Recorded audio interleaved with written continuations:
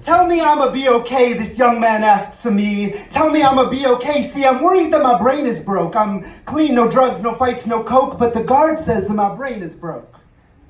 I didn't know that when they put me in here, and now my body in this orange jumpsuit is riddled with fear.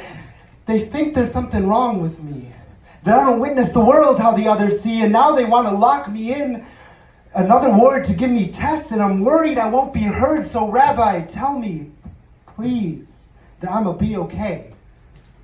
Tell me I'ma be okay. The 19-year-old man who asks this of me does not know that a rabbi I am not. It's not that I forgot to tell him, but the guards at Rikers Island told me it would be easier this way. During this night that I stay on a prison cot, dirty walls, filthy floors, visceral experience overpowering, as I stood in front of these 80 inmates to lead a Passover Seder. Story of Moses taking people out of bondage 3,000 years later, Jews in orange jumpsuits, while wanting desperately to connect back to their roots, eager to learn, eager to return to normalcy, in a place that's anything but normal. Old man asks for water, guard tells him no. It is not like he's doing it for show. The man is thirsty. I can clearly see, but the thirst runs deeper than you and me. He thirsts to call his family. Without having to fight for a phone, he thirsts for a job to provide for his children at home. But here he makes less than $3 an hour. Modern slavery in Queens. And I don't mean that everybody here is innocent, but violence breeds violence just like love breeds life. You put men and women and non-binary in a place of strife and then yell at them for not living a better life. So how do you grapple with Moses in this place of seeming despair?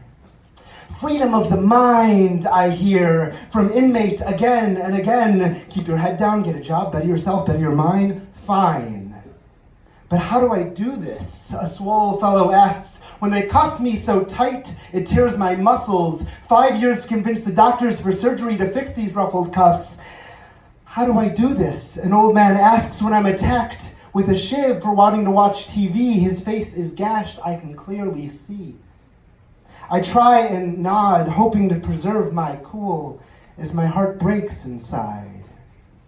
Confined to do nothing but listen and provide solace. Solace? Solace. Politicians know this.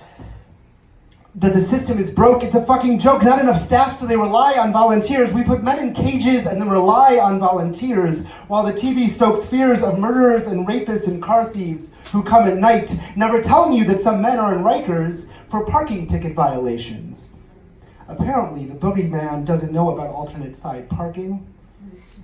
We eat matzah as they do every night here. Ironically, the Jewish bread of affliction has become the universal bread of affliction. The dinner tastes of sawdust on the tongue. But the company is warm. These men laugh and smile, and for a while we work through the Haggadah. I can forget where we are, enjoying Haroset and Maror with what feels like old friends. Remembering our families back home, the Seder ends by saying, next year in Jerusalem.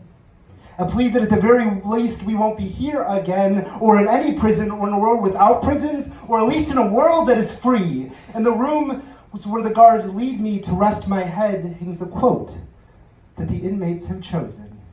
Words that sail through my subconscious as I drift into slumber seas.